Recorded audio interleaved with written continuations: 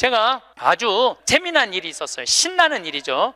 잠비아에 이제 우리 치과 의사들이 입원해서 1,400명 환자를 봤어요. 근데 이제 그 의사 4년째 나 따라다니는 의사가 나 가기 전에는 맨날 신부님 나 비행기에서 떨어져서 죽었으면 좋겠어요. 차가 와서 쳐서 죽었으면 좋겠어. 그랬던 의사예요. 근데 잠비아 봉사활동 가면서부터 사는 게 즐거운 거야. 내 걸 나누니까 자기 존재의 의미가 있는 거예요. 근데 이 의사가 참 돈을 많이 버는 의사예요. 그런데 왜 죽고 싶으냐? 건물은 큰 걸 사놓고 그 빚을 해대느냐고. 화장실 가는 게 아까웠고 물을 안 마셔. 오줌 누는 시간이 아까웠고 진료 시간이. 그러니까 사는 게 즐겁지 않은 거죠. 여러분들 인생에 정말 힘든 게 뭔지 아세요? 확장 이전이에요. 여러분들 괜히 아파트 20평에서 40평 넓혀가는 거, 장사 잘 되는 가게 10평에서 40평 넓혀가는 거 다 고통의 시작이야. 그냥 있는 데서 살아요. 뭐하러 확장 이전을 해. 행복하지 않았던 거야. 근데 잠비아를 떠나면서부터 사는 게 즐겁기 시작한 거야. 그리고 내가 얘기했어요. 인생은 화장실도 안 가고 진료하는 게 인생이 아니야. 먹고 마시고 노는 게 인생이야. 제발 먹고 마시고 놀아. 그랬더니 그때부터 먹고 마시고 놀기 시작하는 거예요.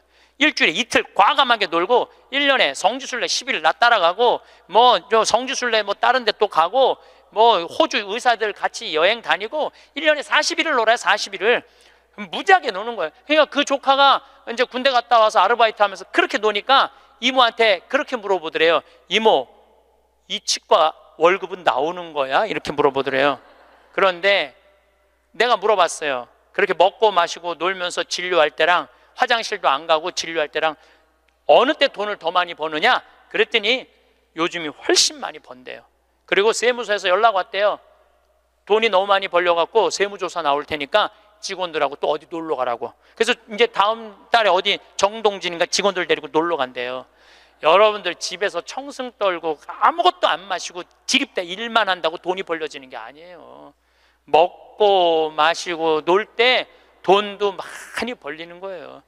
이 세상에서 보통 안 먹고 안 마시고 안 놀고 고생한 사람이 70살에 당신 암이라고 그러면은 이분들이 공통적으로 하는 얘기가 있어요.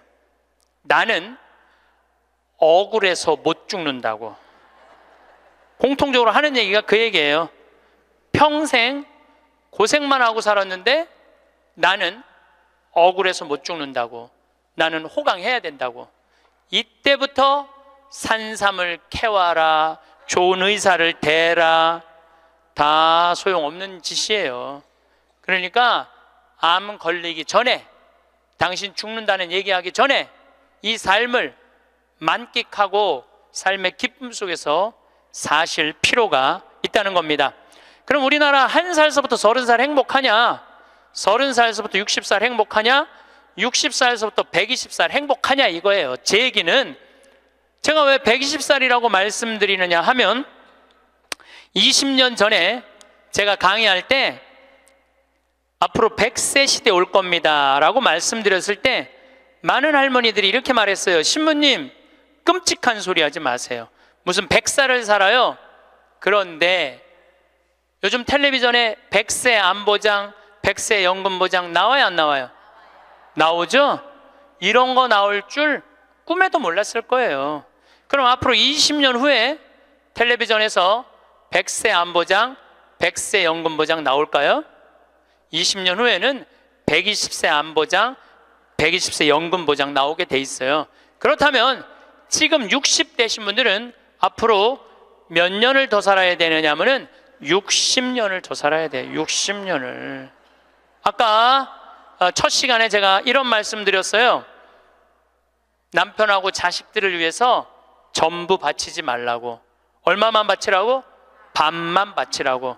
반은 누구를 위해서 남겨놔야 돼? 나를 위해서 남겨놔야 돼요. 내가 행복해야지 남편도 행복하고 자식도 행복한 거예요.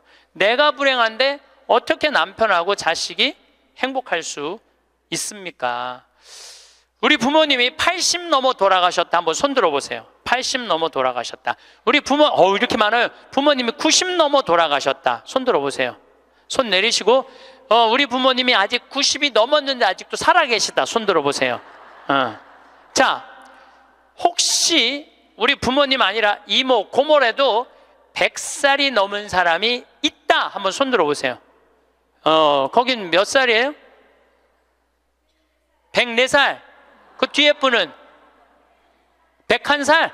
네. 보통 제가 이렇게 강의할 때 2분 정도 100살 넘은 부모님 있다고 얘기를 해요. 2분 정도. 무슨 얘기냐면은 지금 한국에 100살 넘은 사람이 몇 명이냐면 2만 명이에요. 2만 명. 100살 넘은 사람이, 아니 옆에 아무나 100살 넘은 사람이 있으니까 2만 명이 넘어요. 그럼 앞으로 20년 후에는 내가 보기엔 20만 명 훨씬 넘어요. 여기 그 대상자들 전부 앉아 있는 거예요. 대상자들 전부 앉아 있는 거예요. 그러면은 1살서부터 30살 행복하냐? 1살서부터 30살은 뭐 해야 되는 나이냐면은 엄마 아빠, 중요한 건 친구들하고 먹고 마시고 놀아야 되는 나이예요. 여러분들, 사람이 되려면 책상 안에서 공부를 해야지 사람이 되는 게 아니에요. 사람이 되려면은 친구들하고 어우러져서 뛰어놀아야지 사람이 돼요.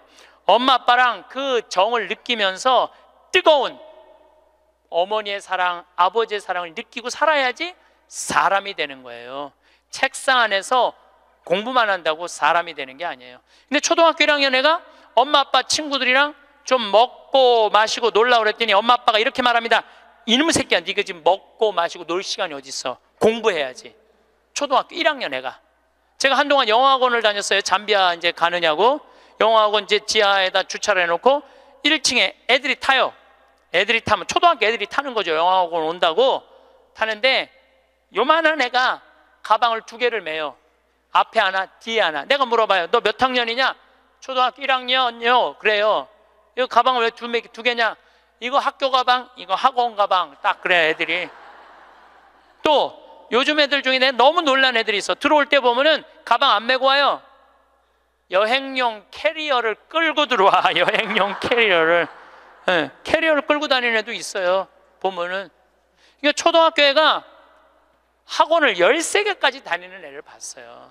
얘는 엄마 아빠 친구들이랑 먹고 마시고 놀 시간이 없는 애예요. 중학교 올라가면은요, 중학교 올라가면은 자율학습 해야지, 보충학습 해야지, 학원 다녀야지. 엄마 아빠랑 먹고 마시고 놀 시간이 어디 있어? 얘는, 인간은요 언제 행복하냐면은 먹고 마시고 놀 때 행복한 거예요. 이거는 내가 요즘 인문학 교수들 얘기를 들어보면 결론은 그거야. 근데 너는 나중에 행복해. 넌 지금 나중에 행복하려면 지금 먹고 마시고 놀지 말어. 그래갖고 먹고 마시고 놀지 못하게 해요. 그럼 너 서울대학 가서 먹고 마시고 놀아. 그럼 우리나라 서울대학 가는 애들은, 공부하는 애들의 0.5%만 서울대학을 가요. 99%는 서울대학 못 가요. 99%는 가지도 못할 서울대학 때문에 20년 인생을 다 날려버리는 거예요. 얘네들은 먹고 마시고 놀지 못하는 거예요. 그래서 얘네들 안에 뭐가 없느냐면 기쁨이 없어요. 얘네들 안에 뭐가 없느냐면 행복이 없어요. 친구가 있어야지 사람은 행복한 거예요. 친구가 없는 사람은 판단력이 떨어지게 돼 있어요. 친구가 없는 사람은 정보가 취약할 수밖에 없어요. 여러분들 자식들도 정말로 답답하게 키우고 싶으면 계속 학원 보내면 돼요. 예. 그러니까 제일 중요한 거는 먹고 마시고 노는 거예요.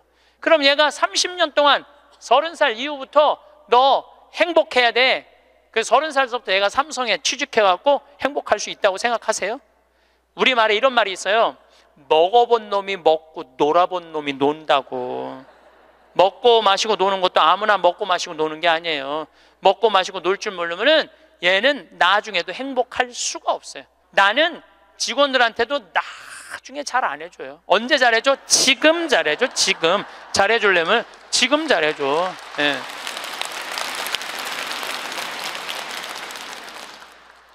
나는 가끔 무슨 공항에 20년 동안 청소하는 아줌마들 140만 원 월급 준다는 게 난 이해가 안 되더라고요. 그건 식구로 생각하는 게 아니에요. 우리 집에 와서 일하면은 내 식구인데 적어도 우리 집에서 일을 하면서 인간의 품위는 유지하고 살아야 될 거 아니에요. 그러니까 대우를 잘해줘요. 그런데 저는 학벌을 참 싫어해. 내가 아주 공개적으로 강의 때 얘기하잖아요. 난 서울대학 싫어한다고. 싫어요. 저는 내가 서울대학 1년에 한 번씩 특강 꼭 가지만 그래도 싫어해요. 그래도 싫어해요. 예. 그래서 우리는 학벌을 따지지 않아. 직원 채용할 때 서울대학을 나왔든 유학을 갔다 왔든 이대를 나오든 연대를 나오든 일반 대학을 나오든 중학교를 나오든 고등학교를 나오든 초등학교를 나오든 첫 월급은 똑같아. 다 210만 원이에요. 아무리 잘났어도 210만 원, 아무리 못났어도 210만 원. 거기서부터 내가 평가하겠다는 거예요. 그리고 왜 내가 학벌을 따지지 않느냐 하면은 매주 띄우는데 뭐하러 서울대 졸업장이 필요해? 매주만 잘 띄우면 되지. 그렇지 않아요? 아니 매주가 서울대생만 보면 나 잘 떠야 되겠다 이래요? 나는 행복한 사람이 매주도 잘 띄우더라고. 보니까 이번에 우리 생태마을에서 깻잎을 4.5톤을 땄어요. 깻잎 장아찌 하려고 4.5톤 어마어마하게 땄어요. 그런데 깻잎 따는데 뭐하러 그놈의 2대 졸업장이 필요해? 그냥 그 2대가 뭐라고 그 온 나라를 뒤집어 가면서 2대 집어넣어 갖고 참 웃기지도 않아. 우리는 깻잎 따는데 2대 졸업자 필요 없어. 뭐만 잘하면 돼? 깻잎만 잘 따면 돼. 깻잎만. 그런데 우리 생태마을에 이렇게 대우가 좋고 나는 나름대로 어제도 제가 새벽에 부모님하고 좀 어디를 좀 갈 일이 있어갖고 새벽 4시에 집을 나오는데 별이 이게 여러분들하고 같이 나누고 싶어. 근데 새벽 4시에 평창에 있어야 돼. 그 시간에 얼마나 영롱하고 아름다운지 참 좋아요. 너무너무 행복한 곳이에요 우리 생태마을. 그런데 우리 생태마을에 누가 남아서 일을 하느냐 가만히 봤더니 이제까지 200명도 더 왔다 가고 이력서도 이렇게 쌓여 있어요. 취직하겠다고. 근데 결국은 어떤 사람이 남아있느냐 하면은 부모님하고 친구들하고 어렸을 때 먹고 마시고 논 애들이 남아서 일하더라고요.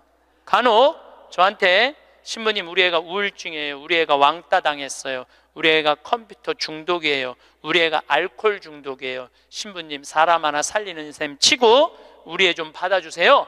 내가 또 마음이 약하니까 받아줘요. 받아주면은 3개월 이상을 못 버텨요. 본인이 그런다고 생태마을의 환경이 아무리 좋아도 그렇게 내가 아까 얘기했죠. 먹어본 놈이 먹고 놀아본 놈이 노는 거라고. 어렸을 때 불행하게 자란 애들은요 그 공동체 안에서 직장생활 못해요. 아니 KBS에서도 실험을 했잖아요. IQ 좋은 애, 성적 좋은 애, 생활기록부 좋은 애, 이거 쉽게 말하면 먹고 마시고 노는 애. 초등학교 6학년 때 요 성적표를 가지고 30년 후에 추적을 해봤어요. 누가 행복하게 사나? 그랬더니 IQ 좋은 애도 아니고 성적 좋은 애도 아니고 뭐 좋은 애야? 생활기록부 좋은 애, 먹고 마시고 노는 애들이요 결국은 잘 살더라 이거예요. 결국은. 그러니까 여러분들 자식들한테 너 공부 잘해야지 행복하다는 얘기는 틀린 얘기예요. 이 얘기가 핀란드에서는 이미 결론이 난 거예요. 핀란드는 초등학교 입학 조건이 뭔지 아세요? 잘 노는 애. 잘 노는 애가 입학 조건이에요. 입학 애 이제 학생들 뽑으려고 전부 다 애들이 와 있잖아요. 근데 놀이시설을 딱 놀게 해요. 근데 한 애가 안 놀아. 그럼 부모 불러갖고 뭐라고 그러는지 알아요? 얘 유치원에 다시 보내라고. 왜 우리 애가 유치원에 가? 얘는 지금 노는 법을 모른다고. 놀아야지 사람이 되는 거예요. 놀아야지. 근데 우리는 먹고 마시고 노는 일을 아주 우습게 보는 거예요. 우리나라가 독일보다 4개월을 일을 더 해요. 4개월을 일을 더 하고 미국보다 3개월을 더 일을 해요. 1년에. 그런데 우리가 독일보다 잘 살아요? 미국보다 잘 살아요? 그렇게 뼈 빠지게 일을 하는데도 일한다고 돈 버는 게 아니에요. 우리 생태마을 요즘 다 망한다고 그러잖아요. 우리 생태마을은 작년에 매출액이 45억이었는데 올해 50억이야 50억. 얼마나 뭐 청국장 가루 깻잎 많이 팔리는지 몰라요. 하루에 2천만 원씩 팔려. 하루에 2천만 원씩. 요즘 내가 사장인데 내가 사장이 뭐 할 것 같아? 맨날 먹고 마시고 노는 거야. 맨날 먹고 마시고 노는 거야. 직원들 줄 거 다 주고 아끼지 않아요. 줄 거 다 주고. 그리고 이제 하도 이제 우리 신자가 아니라 비신자들이 물건을 많이 사니까 이제 사업자 등록을 해서 세금도 내요. 제가 세금을 내는데 1년에 2억 정도 세금이 나가요. 많이 나가요, 세금이. 그럼 우리 국장이 신부님 세금이 너무 많이 나가는데 현금은 신고하지 않아도 된다는 거예요. 그런 게 어디 있어? 현금도 다 신고해. 현금도 다 한 푼도 빼지 말고 다 야, 내가 신부로 사는데 왜 머리 복잡하게 살아? 그냥 있는 대로 보고하고 다 살아. 내가 세금 2억 내면은 국가가 그거 갖고 어려운 사람 도와주고 나라 돌아가는 거지. 그걸 그냥 이렇게 감추고 저렇게 감추다가 내가 가끔 우리 이제 세금 다 내요. 그래서 세금이 부담스럽더라고요. 다 한 달에 거의 2천만 원씩 세금이 나가니까. 그런데 텔레비전을 보면은 그 세금 떼어먹는다고 탈세한다고 대기업 총수들이 막 마스크 쓰고 막 휠체어 막 타고 막 침대에 누워서 막 들어왔다 나갔다 하는 거 보면서 내가 텔레비 보면서 한마디 해요. 내가 뭐라고 그러냐면 내고 살지. 아유, 내가 이렇게 말해요. 내고 살면 되지. 뭘 그렇게 돈이 많은데 그걸 그냥 돈을 아낀다고 나라 돈 빼먹어가면서 어려운 사람 나눠주는 거 빼먹어가면서 세금 내는 것도 내가 보기엔 자선이에요. 세금 내는 것도 국가가 잘 집행해야 되겠지만은 K 미르 이건 악다군이에요. 그 돈 없는 기업들한테 그 돈 뺏어가는 건 그건 악다군이 아니에요. 그 돈 갖고 직원들한테 저기 막 보너스나 주고 여행이나 보내주지. 그럼 대한민국이 밝을 텐데. 우리나라 국회의원들이 안 싸우는 날은 언제 안 싸우느냐면 초등학교 교육제도가 바뀌는 거예요. 초등학교 교육제도가 노는 걸로 바뀌는 거. 여러분들 우리는 자녀들한테 행복을 가르쳐야 돼요. 자녀들한테. 근데 우리는 공부를 가르치고 있어. 애들한테 이 세상에 와갖고 행복한 걸 가르쳐야 되는데 공부를 가르치고 있어요. 이거 좀 생각해봐야 될 문제예요. 나는 자식들한테 행복을 가르쳤나 공부를 가르쳤나 한번 생각해봐요. 뭘 가르쳤어요? 공부 가르치지 않았어요? 행복을 가르쳐야죠. 왜 공부를 가르쳐요? 2006년에 우리나라가 1년에 10만 명씩 조기 유학을 보냈어요. 2006년에 그때 조기 유학 분부로서요. 얘네들이 딱 10년 지났어요. 결론이 나와 있어요. 지금 조기 유학 다 실패했어요. 90%가 다 실패했어요. 그러면은 초등학교 4학년 5학년 애가 조기 유학을 떠나.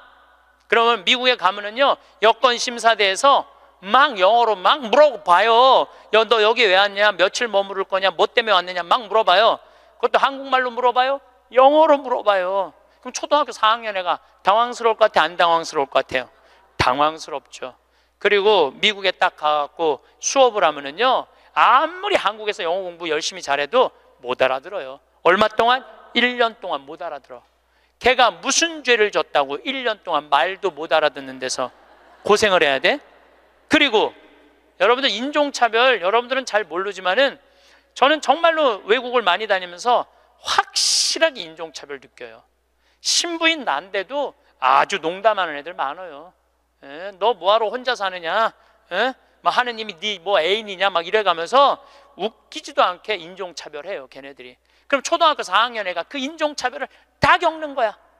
그러면 한국에서 걔한테 유학 한번 보내려고 그러면 9.11 테러 이후부터 미국은 외국인을 공립학교에 받아들이지 않아요. 다 어디에 들어가야 되냐면 사립학교에 가야 돼. 사립학교는 중학교 고등학교 1년에 4천만 원 5천만 원이에요. 등록금이 1년에요. 1년에 4천만 원 5천만 원이에요. 3년에 5천만 원이 아니고 기숙사비 3천만 원이에요. 방학이 4번인데 거기 못 있어요. 부모 없으면은 한국에 들어왔다 나갔다 해야 돼. 그러면 얘는 혼자 간 애는 계속 들어왔다 나갔다 해야 돼요. 그럼 비행기 값 1,000만 원이야. 그럼 1억이 나가야 돼요. 유학 보내면은. 그럼 우리나라 대기업 연봉 1억이거든요. 1억이면은요 아버지는 아무것도 안 쓰고 얘한테 다 보내야 돼. 아버지는 아무것도 안, 아버지도 먹고 마시고 놀아야 되는 사람인데 그걸 못 하는 거예요. 그러니까 그냥 자식하고 마누라 보내면은요 더 아무것도 못 해. 그러니까 친구들도 하루 이틀 같이 놀아주는 거지. 저녁 같이 술도 못 먹자고 그래요. 내가 기러기 아빠들이랑 술 많이 먹었어 옛날에. 먹어보면 그 얘기를 하면 정말로 가슴이 아파요. 그러면은 하루 이틀 그러다가 이제 혼자 술집에 가는 거야. 혼자 술집에 뭐 장미 뭐 이런 데 가면은 그 아가씨가 아유 사장님 외로워 보여 이렇게 말하면은 내 마음을 알아주는 여자는 이 여자밖에 없구나. 그래서 뭐해? 사랑에 빠지는 거예요. 그걸 남들은 바람 핀다고 그러지. 예. 그래서 바람 피는 거예요. 혼자 외로우니까. 인간은 어쩔 수가 없거든요. 그 시간에 집에 들어가갖고 아이하고 아내하고 해주는 거 맛있게 먹고 마시고 놀았으면 그 사람 바람 안 폈을 거예요. 대기업의 부장 정도 올라갈 사람이면 열심히 산 사람이니까. 그렇죠? 그러면은 애는 학교 가갖고 언어 안 돼, 인종차별 당해. 엄마는 또 미국 가갖고 애 학교 가면은 심심하잖아요. 거기서 또 놀고 있는 또 멀쩡하게 생긴 남자하고 또 외로우시겠어요, 사모님. 그러면 거기서 또 이제 또 바람 피고, 아빠는 한국에서 바람 피고 엄마는 미국 가서 바람 피고, 애는 인종차별 언어에 갖고 정신 우울증에 걸리고, 그런 일이 벌어진다니까요. 한두 집이 아니라니까요. 뭐를 위해서 애를 유학을 보낸 거예요? 뭐를 위해서?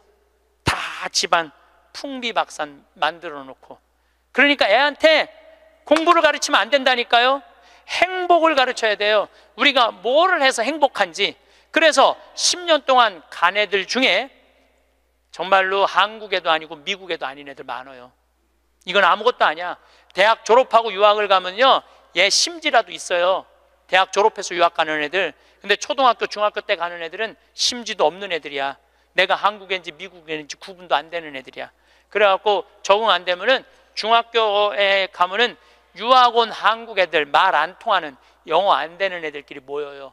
모여서 노래방 가고 한국 드라마 보고 술 먹고 담배 피고. 정말로 이 아이의 출세를 위해서, 이 아이의 미래를 위해서 유학을 보냈는데 아버지도 바람 피고 엄마도 바람 피고. 이런 집이 한두 집이 아니라니까요. 너무너무 많은 거예요. 이런 집이. 성공하는 비율은 10%밖에 안 된대요. 10%밖에. 그러니까 90%는 다 망가지는 거야. 그래갖고 이제 한국에 돌아오면은 집안이 완전히 망가진 거야. 애는 집에서 나가지도 않고. 왜냐하면 유학이라는 건 갔다 왔는데 대학을 졸업한 것도 아니고 한국에서 취직되는 것도 아니고, 그러니까 아무것도 못하는 거야. 그래서 나한테 와서 신부님, 얘 좀 고쳐달라는 거야. 자기가 10년 동안 망가뜨려 놓고 나한테 1시간 만에 고쳐달라는 거야. 아, 내 안수하면 손에서 아무것도 안 나오는데 뭘로 고쳐 내가. 그런데 이제는 1년에 10만 명씩 가던 게 이제 3만 명밖에 안 가요. 왜? 실패한 게 결론이 났으니까. 나는 그러지 말자는 거예요. 그 1년에 1억씩 유학비 보낼 돈이 있으면 그 돈 갖고 한국에서 엄마 아빠 자식이랑 행복하게 먹고 마시고 놀으라는 거예요. 그럼 이 집은 깨지지도 않고 애는 아주 건강하게 자랄 거예요. 우리가 아주 중요한 거를 놓치고 있는 거예요. 별거 없어. 인생이 뭐 그렇게 복잡해? 그리고 여러분들 출세, 그것도 해봐야. 난 텔레비전 보면서 출세하는 거 한낱도 안 부러워요. 차라리 그 자리에 안 가면은 거짓말도 안 할 거 아니에요. 그 자리에 가면 어쩔 수 없이 거짓말하고. 어떻게 보면 여러분들이 훨씬 행복한 분들이에요. 여러분들은 거짓말 일이 뭐가 있어? 누가 돈을 갖다 줘야지 안 받았다고 그러지. 누가 돈을 갖다 줘야지 안 받았다고 그러지. 참. 자, 그렇다면은 30살에서부터 60살은 행복하냐? 대한민국에. 자, 이 30살에서부터 60살은 저는 인생의 황금기라고 생각해요. 여러분들, 여행은 가슴이 떨릴 때 가야지 다리가 떨릴 때 가면 안 된다니까요. 근데 이때 가야 될 때야. 가야 될 때야. 그런데 자식 공부시킨다고, 자식 출세시킨다고 나는 안 먹고 안 마시고 안 놀아.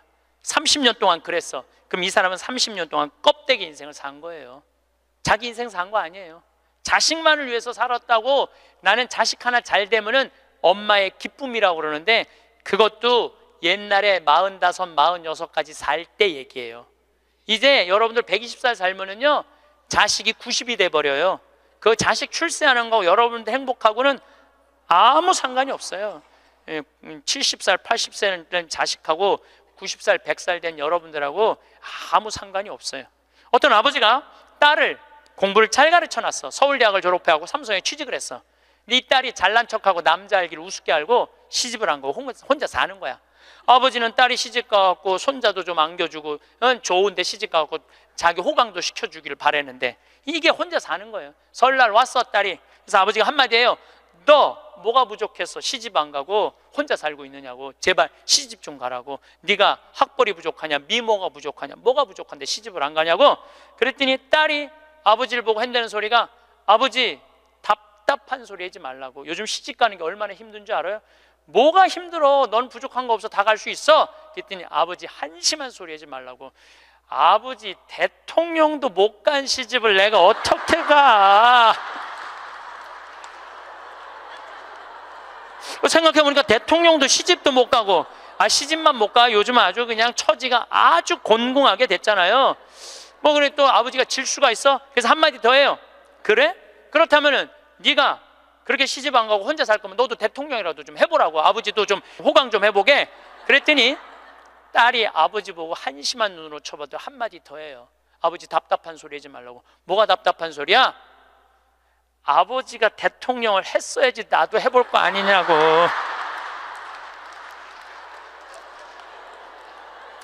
여러분들, 자식을 대통령 만들고 싶으면요, 여러분들이 먼저 대통령이 돼야 돼요. 자식을 출세시키고 싶으면 여러분들이 먼저 출세해야 돼요. 자식을 철들게 키우고 싶으면 누가 먼저 철이 들어야 돼? 여러분들이 먼저 철이 들어야 돼. 그런데 여러분들이 30살서부터 60살까지 자식 출세만 바란다고 빈 껍데기로 30년을 살았어. 근데 여러분들이 철이 들 것 같아요?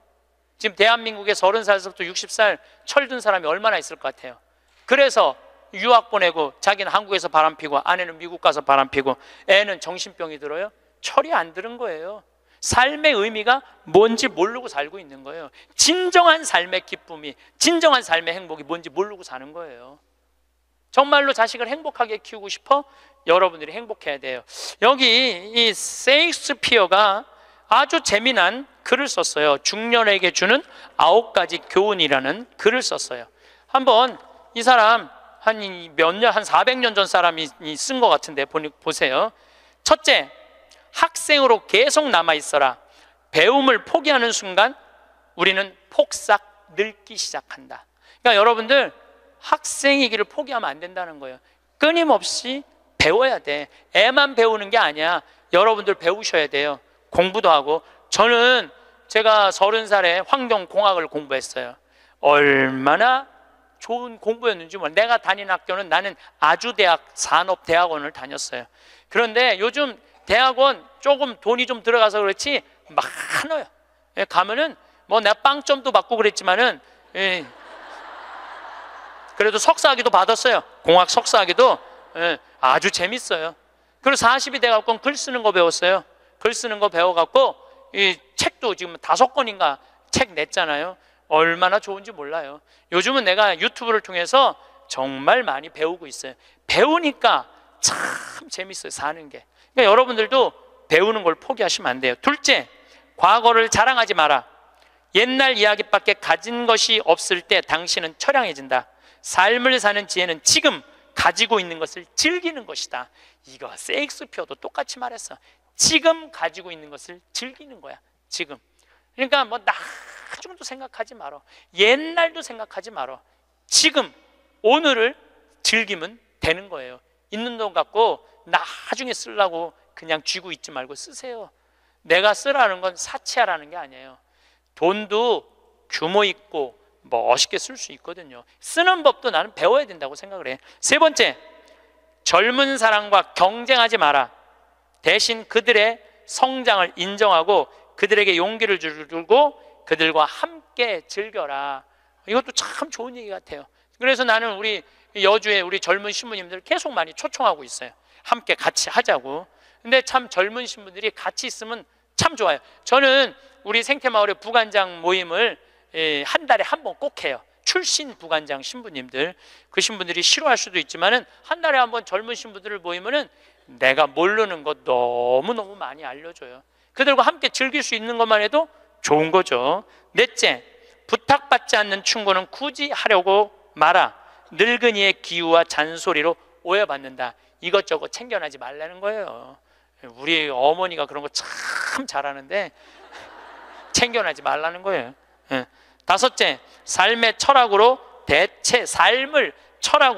대체하지 말아라. 삶을 살으라는 얘기예요. 로미오가 한 말을 기억하라. 철학이 줄리엣을 만들 수 없다면 그런 철학은 지워버려라. 삶을, 현실을 살으라는 얘기에 괜히 개똥 철학하지 말고. 여섯째, 아름다움을 발견하고 즐겨라. 약간의 심미적 추구를 게을리하지 말아라. 그러니까 제가 이번 주 이선이 대전 공연이에요. 서울의 공연을 보니까 없더라고. 우리 평창은 대전이나 서울이나 거리가 똑같아. 그래서 이제 대전으로 가는데 점점 나이를 먹으면 먹을수록 공연도 많이 가요. 저는 여기 이 삼성 여기 뭐 스퀘어인가 여기 공연 많이 와요. 예술의 전당도 많이 와요. 많이 와야 1년에 많이 온다고 그래요. 1년에 두세 번이야. 그 두세 번이라도 공연을 즐길 수 있으면 삶이 굉장히 풍요로워지더라고요. 또 일곱째, 늙어가는 것을 불평하지 마라. 가엾어 보인다. 몇 번 들어주다 당신을 피하기 시작할 것이다. 나 늙은 거 자랑하지 말라는 거예요. 그것도 맞는 얘기 같아요. 늙은 거 누가 뭐 알아주기는 해요. 아무도 안 알아주죠. 나이 먹은 거 자랑 아니야, 내가 보기에는. 그리고 나이를 먹으려면 곱게 먹어야 돼. 나이값을 하고면서 늙어가야지. 나이값도 못하고 나이만 디립다 먹으면 그게 뭐가 자랑이에요. 여덟 번째, 젊은 사람에게 세상을 다 넘겨주지 말아라. 이건 뭐냐면 재산 주지 말라는 거예요. 그들에게 다 주는 순간 천덕꾸러기가 될 것이다. 여러분들 아까 제가 말씀드렸죠? 자식하고 남편한테 다 주지 말고 얼마만 주라고? 반만 주세요. 항상 오늘부터 마음도 반만 주세요. 다 주지 말고. 두 딸에게 배신당한 리어 왕처럼 춥고 배고픈 노년을 보내며 두 딸에게 죽게 될 것이다. 이 리어 왕이라는 이 셰익스피어 이 작품을 읽어보면 굉장히 재밌어요. 딸들한테 자기 왕권을 다 넘겨줘요. 왕권 넘겨준 딸 때문에 이 사람 죽어요. 왕이 결국은. 그러니까 여러분들도 자식들한테 다 넘겨주지 마세요. 여러분들의 인생을 사세요. 아직 여러분들 한참 남아있거든요. 아홉 번째, 죽음에 대해 자주 말하지 마라. 죽음보다 확실한 것은 없다. 인류 역사상 어떤 예외도 없었다. 확실히 오는 것을 일부러 맞으러 갈 필요는 없다. 삶을 탐닉해라. 그때까지 삶을 먹고 마시고 즐겨라, 이 얘기예요. 먹고 마시고 즐겨라. 우리는 살기 위해 여기에 왔노라. 즐겁게 살라고 여기에 온 거란 얘기예요. 그러니까 이 30부터 60까지 여러분들은 나는 자식을 위해서 아무것도 안 한다, 이런 생각하지 말라는 거예요. 내 삶을 살아가라는 거예요. 그러면 60살서부터 120살은 행복하냐? 60살서부터 120살 나는 자식한테 바라는 거 하나도 없어. 나는 보상 심리가 없어. 이거 다 거짓말이에요. 자식한테 왜 바라는 게 없어요? 얼마나 많이 바라는데요. 자식이 용돈 안 갖다 주고 전화 안 하고 찾아오지 않으면 섭섭하다고 얘기합니다. 여기 있는 분들 다 그렇게 얘기해요. 얘기 안 하는 분들 거의 없다고 보면 돼요. 그런데 여러분들 60살서부터 120살까지 어떻게 자식이 60년 동안 효도를 할 수가 있어요? 그게 가능하다고 그런 생각 드세요? 나는 60년 동안 효도 받아 먹을 거야. 60살서부터 120살까지. 이거는 있을 수 없는 얘기예요. 그리고 늙어서 자식이 효도하면 행복하고 자식이 효도하지 않으면 불행하고. 왜? 늙어서 행복을 자식한테 떠넘겨. 그냥 내가 행복하면 안 돼요? 왜 자식한테 그걸 힘든 걸 넘겨요? 그리고 여러분들 자식들 중에 여러분들 집에 태어나고 싶어서 태어난 놈은 한 놈도 없어요. 여러분들이 좋아서 난 거지. 그러니까 뭘로 끝내야 되냐면 키운 걸로 끝내야 돼. 그런데 보상 심리가 있어요. 내 자식이 의사야. 그러면 내 주머니에 돈이 1,000만 원 있어도 이 할머니 절대 너 돈으로 가서 안 사 먹어. 뭐라고 그러냐면 왜 내가 내 돈 주고 사 먹어? 잘난 의사 있는데. 나는 의사 아들이 와서 사줄 때까지 나는 기다릴 거야. 기다려. 1년이고 2년이고 기다려. 의사 아들이 와서 사줄 때까지. 근데 여러분들 자식이 무슨 무당이야? 막 수술하다가 엄마가 오늘 갈비 먹고 싶어 하네? 내가 가서 갈비 사줘야지. 전화해요. 엄마, 내가 막 수술하다가 생각이 나는데 엄마 오늘 갈비 먹고 싶었지? 내가 오늘 가서 사줄게 라고 전화하는 자식은 대한민국에 단 한 명도 없습니다. 지금 70, 80 된 나 갈비 먹고 싶은 거 누구만 알아? 나만 알아요. 여러분들 이걸 아셔야 돼요. 여러분들은 자식 생각밖에 없지만 자식은 여러분들 생각 없어요. 그건 확실합니다. 왜냐면 이게 실험의 결과가 나왔어요. 어떤 실험을 했느냐면 요즘은 사랑의 감정을 촬영할 수 있대요. 그래갖고 할머니들한테 젊은 자식들 사진을 보여주고 뇌파 촬영을 해보니까 막 그냥 뇌파가 난리도 아니라는 거예요. 자식 사랑의 감정 잘된 자식은 좋아갖고 막 난리고 못된 자식은 그게 안타까워갖고 막 난리가 아니라는 거예요. 그러니까 여러분들은 지금 자식 보면은 내가 막 진동을 해, 사랑의 감정이. 그런데 자식한테 늙은 엄마 사진을 보여주고 뇌파 촬영을 해보니까 아무 반응이 안 일어나는데, 내가 이거 KBS에서 봐서, KBS에서 의사들이 실험하는 거를. 그러니까 여러분들은 자식 생각하는 거하고 자식이 여러분들 생각하는 거하고는 이건 차원이 달라요. 차원이 정말 생각 없어요. 저도 어머니 아버지 86, 84살이에요 그런데 내가 막 신부됐을 때, 어머니 60이었을 때 어머니가 그랬어. 늙으면 죽어야 된다고. 그때 이제 효도할 때가 됐는데 죽으면 안 되지. 그래갖고 어머니 아버지 모시고 파리, 로마, 이스라엘, 베이징, 뭐 우리나라 금강산, 백두산, 우리나라 좋대는 데 온천 다 모시고 다녔어요. 왜 모시고 다녔느냐 하면 죽는다니까. 빨리 보여줘야 될 거 아니야, 죽기 전에 5년 동안. 근데 요즘은 어머니가 늙으면 죽어야 돼 그 소리 하면 막 화가 나요. 왜 화가 나냐면 그 얘기한 지 24년이 지났어. 24년 죽을 기미가 안 보여요. 요즘 어떻게 잘 드셔서 그런지 완전히 얼굴이 새색시 같아. 새색시. 얼마나 이쁜지 몰라. 그러니 죽겠어요? 안 죽어요. 그럼 24년을 내가 효도를 할 것 같아요? 5년 하고 끝났어요. 나도 5년 하고. 요즘은 나 강의 막 다니다 보면 한 달 동안 한 번도 생각 안 할 때 있어요. 한 번도. 근데 어머니는 아침에 일어나고 제일 먼저 나 위해서 묵주기도 20단 한대요. 하루 종일 아들 생각하는 거지. 집에 가보면 온통 내 사진이야. 그냥 온통 내 사진. 그런데 놀라운 건 우리 사제관은 어머니 아버지 사진 하나도 없어요. 하나도. 그런데 나만 그렇겠어요? 여러분들 자식들 먹고 살기 바쁜데 생각 안 해요. 그러니까 이제 내 인생의 주인공은 누구라고 생각하면 돼? 나라고 생각하면 돼. 그러니까 내가 지금 갈비 먹고 싶은 거 누구만 알아? 나만 알아. 그럼 누가 사줘야 돼? 내가 사줘야 돼. 누구 돈으로? 내 돈으로. 무슨 돈으로? 집 잡혀서 사줘야 돼요. 집 잡혀서. 그런데 우리나라 노인이 지금 700만 명이에요. 65세 이상이. 그러면은 부부가 산다고 하면 350만 세대죠. 350만 세대 중에 집 잡혀서 주택연금으로 사는 세대는 3만 5천 세대예요 지금. 그럼 100명 중에 1명만 연금으로 사는 거예요. 자, 나 65세 넘었다. 한번 손 들어봐. 65세 넘었다.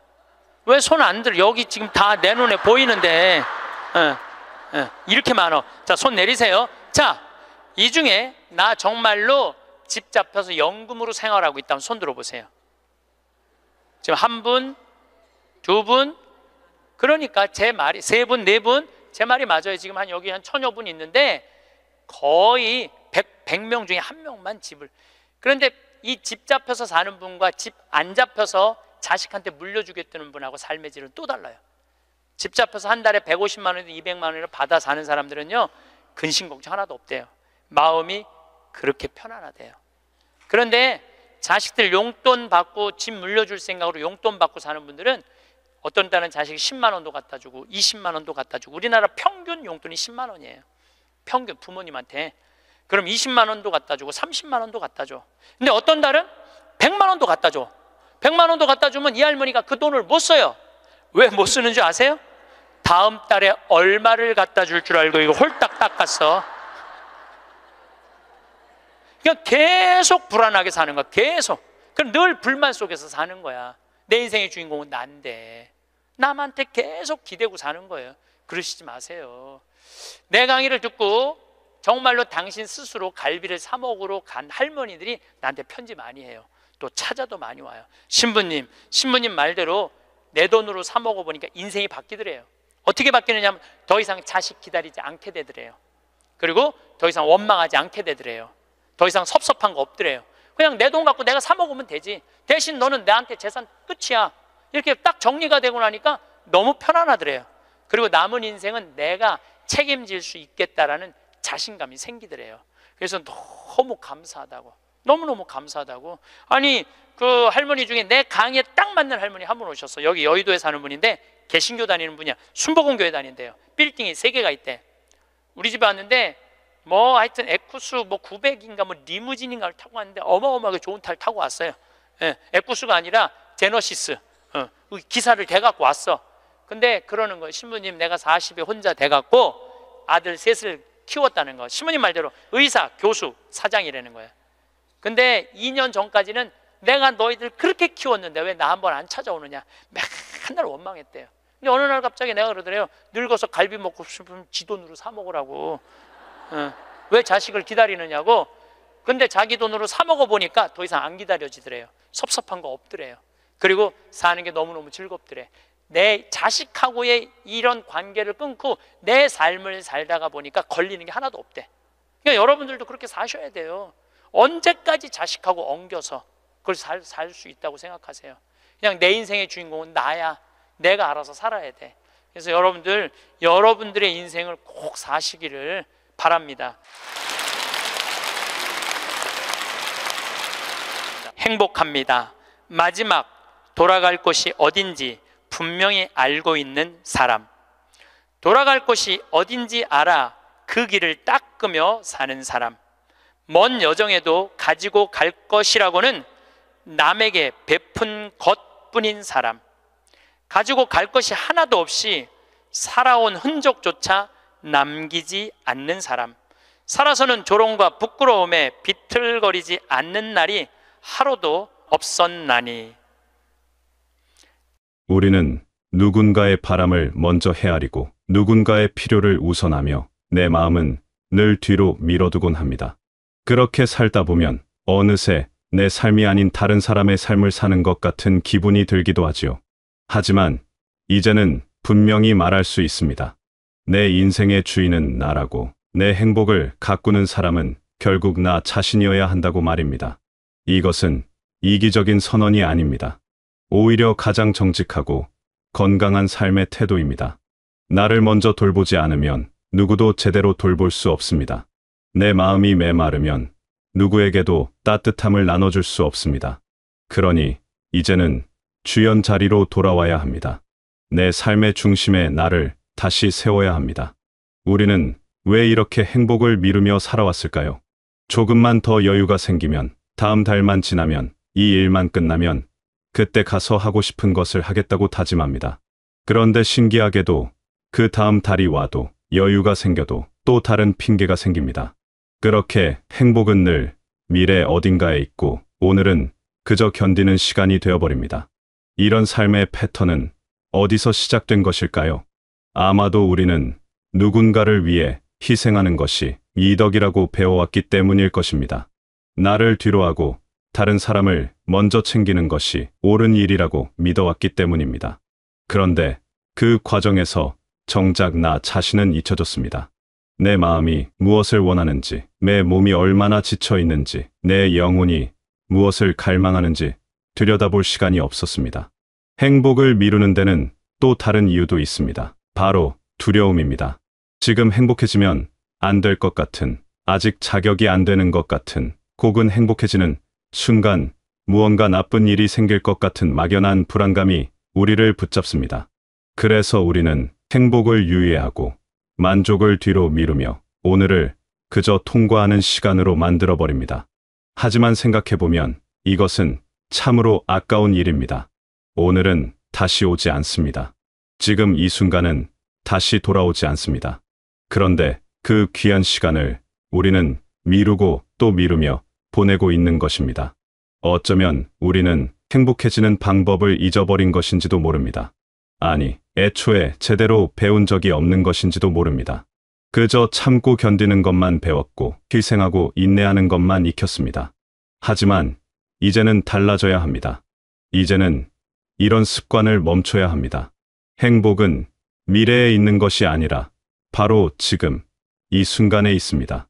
행복은 현재에 두어야 합니다.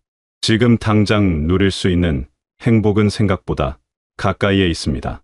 아침에 눈을 떴을 때 느끼는 고요함, 창밖으로 들어오는 따스한 햇살, 좋아하는 음식을 천천히 음미하는 시간, 편안한 옷을 입고 집 안을 거니는 여유, 마음 맞는 사람과 나누는 진심, 어린 대화. 이 모든 것이 행복입니다. 거창한 성취나 특별한 사건이 아니어도 괜찮습니다. 행복은 작고 소박한 순간들 속에 숨어 있습니다. 중요한 것은 그 순간들을 알아차리는 것입니다. 그리고 그 순간을 온전히 느끼고 받아들이는 것입니다. 행복은 선택입니다. 불행한 일이 없어서 행복한 것이 아니라 행복한 것들에 집중하기로 선택했기 때문에 행복한 것입니다. 많은 사람들이 행복을 멀리서 찾으려 합니다. 뭔가 대단한 일을 이루어야 행복할 수 있다고 믿습니다. 하지만 진짜 행복은 일상 속에 있습니다. 매일 반복되는 평범한 하루 속에 행복의 씨앗들이 흩어져 있습니다. 그것을 발견하고 키우는 것이 우리의 몫입니다. 좋아하는 음악을 듣는 시간, 산책을 나가 바람을 맞는 순간, 마음이 편안해지는 장소에 머무는 시간, 이런 작은 것들이 모여 행복한 삶을 만듭니다. 행복을 오늘로 당겨야 합니다. 내일이 아니라 오늘, 바로 지금 이 순간부터 행복해지기로 결심해야 합니다. 그것이 내 삶의 주인으로 사는 첫걸음입니다. 행복은 거창한 계획이나 완벽한 조건을 필요로 하지 않습니다. 그저 지금 이 순간에 집중하고 현재를 온전히 느끼는 것만으로도 충분합니다. 그렇다면 어떻게 내 삶을 내가 다시 잡을 수 있을까요? 거창한 변화가 필요한 것은 아닙니다. 작지만 분명한 실천들이 모여 큰 변화를 만들어냅니다. 첫 번째는 하루 중 단 10분이라도 나에게 집중하는 시간을 갖는 것입니다. 아침에 일어나서든 오후 한가한 시간이든 잠들기 전이든 온전히 나만을 위한 시간을 마련하는 것입니다. 이 시간 동안에는 아무것도 하지 않아도 좋습니다. 그냥 가만히 앉아 내 마음을 들여다보는 것만으로도 충분합니다. 오늘 내 기분은 어떤지, 내 몸은 어디가 불편한지, 내 마음은 무엇을 원하는지 조용히 들어보는 것입니다. 이런 시간이 쌓이면 나 자신을 더 잘 이해하게 되고 내가 진정으로 원하는 것이 무엇인지 알게 됩니다. 자신과 대화하는 시간을 갖는다는 것은 나를 존중하는 첫 번째 방법입니다. 내 내면의 소리를 듣지 않고서는 진정한 행복을 찾을 수 없기 때문입니다. 두 번째는 미루지 않는 작은 경험을 누리는 것입니다. 가고 싶었던 곳이 있다면 오늘 가보는 것입니다. 먹고 싶었던 음식이 있다면 오늘 먹어보는 것입니다. 하고 싶었던 일이 있다면 오늘 시작해보는 것입니다. 물론 모든 것을 당장 할 수는 없습니다. 하지만 적어도 하나씩은 실천할 수 있습니다. 작은 실천이 쌓이면 삶이 달라집니다. 내일로 미루는 습관에서 벗어나 오늘을 사는 삶으로 바뀝니다. 그리고 그 과정에서 우리는 내 삶의 주도권을 되찾게 됩니다. 내가 사고, 내가 결정하고, 내가 행동하는 삶. 그것이 주인공으로 사는 삶입니다. 작은 경험 하나하나가 쌓여 큰 변화를 만들어냅니다. 오늘 하루를 의미 있게 보내는 것, 그것이 바로 인생을 의미 있게 사는 방법입니다. 세 번째는 남의 기준이 아닌 내 감정 기준으로 하루를 설계하는 것입니다. 우리는 너무 오래 남들의 기준에 맞춰 살아왔습니다. 이 정도는 해야 한다. 이것은 하면 안 된다. 이렇게 사는 것이 정상이다. 수많은 기준들이 우리를 올감했습니다. 하지만 이제는 그 기준들을 내려놓아야 합니다. 대신 내 감정을 기준으로 삼아야 합니다. 이것을 하면 내가 기분이 좋은가? 이 사람을 만나면 내 마음이 편안한가? 이 일을 하면 내가 만족스러운가? 이런 질문들을 스스로에게 던지고 솔직하게 답해야 합니다. 그리고 그 답에 따라 선택해야 합니다. 다른 사람이 뭐라고 하든, 세상이 어떤 기준을 제시하든 나의 감정과 마음이 가장 중요한 기준이 되어야 합니다. 내 감정을 존중하는 것은 나를 존중하는 것과 같습니다. 내 마음의 소리에 귀 기울이고 그것을 따르는 용기가 필요합니다. 이렇게 세 가지를 실천하는 것만으로도 삶은 조금씩 달라집니다. 처음에는 어색하고 불편할 수 있습니다. 나를 먼저 생각하는 것이 이기적으로 느껴질 수도 있습니다. 하지만 계속하다 보면 이것이 이기적인 것이 아니라 건강한 것임을 알게 됩니다. 나를 제대로 돌보는 사람만이 다른 사람도 제대로 돌볼 수 있습니다. 내가 행복한 사람만이 다른 사람에게도 행복을 나눠줄 수 있습니다. 주인공으로 산다는 것은 모든 것을 혼자 해결한다는 뜻이 아닙니다. 오히려 내 삶의 방향을 내가 정하고 내 선택의 책임을 내가 진다는 의미입니다. 도움이 필요하면 도움을 청하고 함께할 사람이 필요하면 함께하되 그 모든 선택의 중심에 내가 있다는 것입니다. 주인공으로 살기 위한 이런 행동들은 거창하지 않습니다. 매일매일 작은 선택들의 연속일 뿐입니다. 하지만 그 작은 선택들이 모여 인생이 됩니다. 매일 나를 먼저 생각하고 매일 행복을 미루지 않고 매일 내 감정을 존중하는 선택을 하다 보면 어느새 삶 전체가 달라져 있습니다. 더 이상 누군가의 조연이 아닌 내 인생의 당당한 주인공으로 서 있는 자신을 발견하게 됩니다. 그리고 그때 비로소 깨닫게 됩니다. 행복은 먼 곳에 있는 것이 아니라 늘 내 안에 있었다는 것을, 다만 그것을 들여다보고 꺼내는 용기가 필요했을 뿐이라는 것을, 내 안에 있는 행복의 씨앗을 발견하고 키우는 것, 그것이 바로 주인공으로 사는 삶입니다. 행복을 미루지 마세요. 내 인생의 주인공은 언제나 오늘의 나입니다. 어제의 나도 아니고 내일의 나도 아닙니다. 바로 지금 이 순간의 나입니다. 지금 이 순간 내가 무엇을 느끼고 무엇을 원하고 무엇을 선택하는가가 중요합니다. 과거에 어떻게 살았든 미래에 무엇이 기다리고 있든 지금 이 순간을 어떻게 사느냐가 삶의 질을 결정합니다. 그러니 더 이상 행복을 뒤로 미루지 마세요. 오늘 당장 작은 행복이라도 찾아보세요. 오늘 당장 나를 위한 시간을 가져보세요. 오늘 당장 내 마음의 소리를 들어보세요.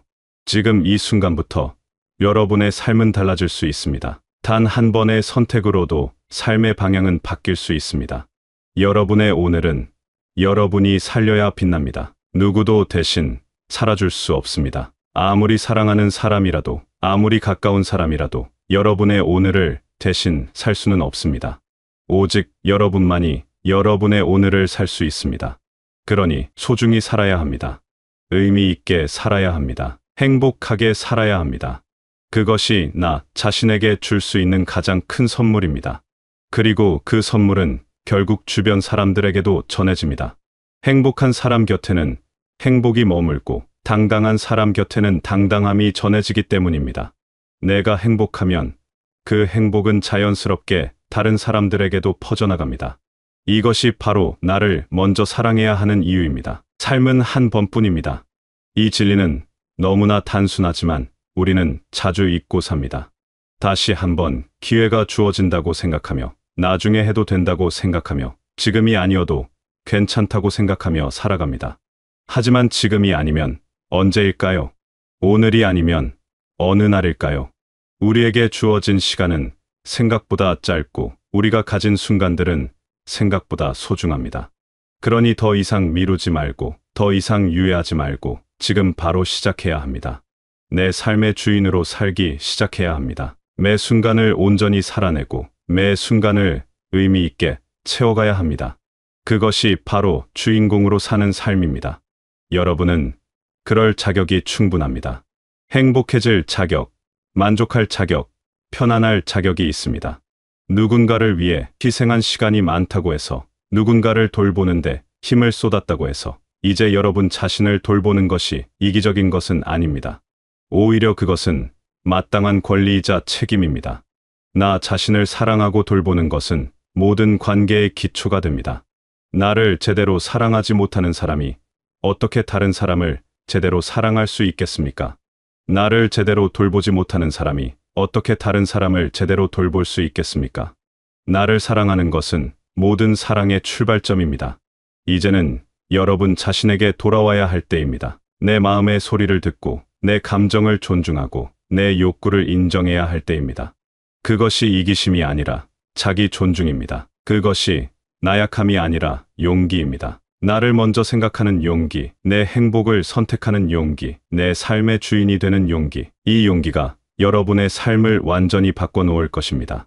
조연에서 주연으로, 구경꾼에서 주인공으로, 수동적인 삶에서 능동적인 삶으로 변화시킬 것입니다. 그 변화는 생각보다 크고 강력합니다.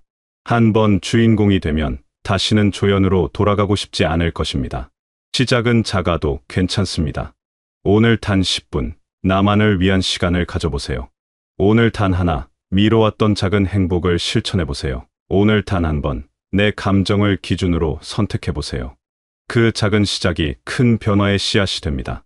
그리고 그 씨앗은 시간이 지나며 자라나 여러분의 삶 전체를 아름답게 물들일 것입니다. 행복한 나무가 되고 만족스러운 숲이 되고 평화로운 정원이 될 것입니다. 작은 변화가 모여 큰 변화를 만들어냅니다. 작은 행복이 모여 큰 행복을 만들어냅니다. 여러분은 여러분의 인생에서 가장 중요한 사람입니다. 이 사실을 절대 잊지 마세요. 다른 누구도 아닌 바로 여러분이 가장 중요합니다. 여러분의 행복이 중요하고 여러분의 만족이 중요하고 여러분의 평화가 중요합니다. 그것을 지키고 가꾸는 것은 여러분의 권리이자 의무입니다. 그러니 이제부터라도 당당하게 주인공으로 살아가세요. 여러분의 무대에서 여러분이 주연을 맡아야 합니다. 여러분의 이야기에서 여러분이 중심이 되어야 합니다. 그것이 바로 여러분이 마땅히 누려야 할 삶입니다. 마지막으로 꼭 기억하세요. 행복은 조건이 아니라 선택입니다. 무엇이 갖춰져야 행복한 것이 아니라 지금 이 순간을 행복하다고 느끼기로 선택하는 것입니다. 오늘을 소중히 여기고 현재를 온전히 누리고 나 자신을 사랑하기로 선택하는 것입니다. 그 선택이 여러분의 삶을 바꿉니다. 여러분은 충분히 가치 있는 사람이고 충분히 사랑받을 자격이 있으며 충분히 행복할 권리가 있습니다. 그러니 더 이상 망설이지 마시고 지금 당장 여러분 자신을 위한 선택을 해보세요. 여러분의 행복은 여러분이 만들어가는 것입니다. 그 누구도 여러분을 대신해서 행복하게 해줄 수 없습니다. 오직 여러분만이 여러분을 행복하게 할 수 있습니다. 오늘부터 내 인생의 진정한 주인공으로 당당하게 살아가시길 바라겠습니다.